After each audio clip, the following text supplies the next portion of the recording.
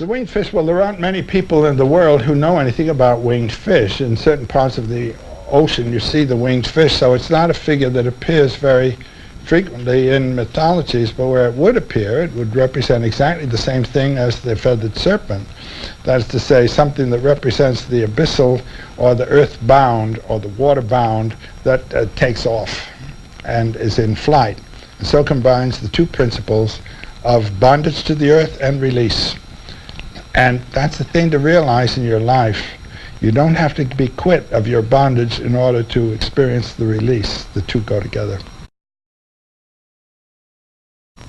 In an individual's life, this is really a great mystical experience, that he no longer identifies himself with the history of his carnal body, but with the consciousness that informs that body. And when you are identified with the consciousness rather than with the vehicle, the bondage of the vehicle has nothing to do with the bondage of the consciousness. Do you see what I mean? You are free in bondage.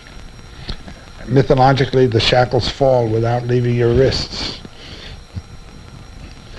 This is the condition of what in Buddhist tradition is known as the bodhisattva.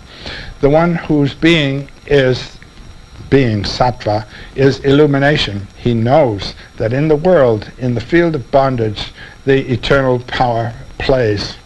And so you have this formula of joyful participation in the sorrows of the world. You can't eliminate the sorrows of the world.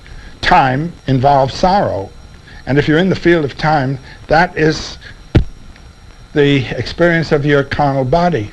But that which is participating in this has another dimension, the eternal dimension, and it can joyfully affirm this. This is one way, and this is the way that Augustine, in one passage somewhere, and I've forgotten where it is, reads the crucifixion.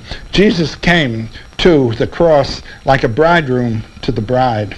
That's to say, you come voluntarily. Eternity participates voluntarily in the processes of time, which are of sorrow and death. And so he comes to the cross, which is the cross of life and time, voluntarily. And when you get that affirmative aspect, you've got a sense in Christianity that is heroic. The accent, however, has been of Christ's suffering and our sins having poured their weight upon his shoulders, and this poor, poor man, how he suffered for you. That's not it. There's the other crucifix of Christ triumphant, with his eyes open voluntarily on the cross, and that's where we all are. And when you can identify yourself with that myth, you're released. Do you see what I mean? And this is then the bird flight linked to the serpent bondage in one image. Quetzalcoatl. When the ego is capable of that participation in the crucifixion, then you are in the imitatio Christi. You really are in the imitation of Christ. And you've achieved the goal, I would say, of the Christian message.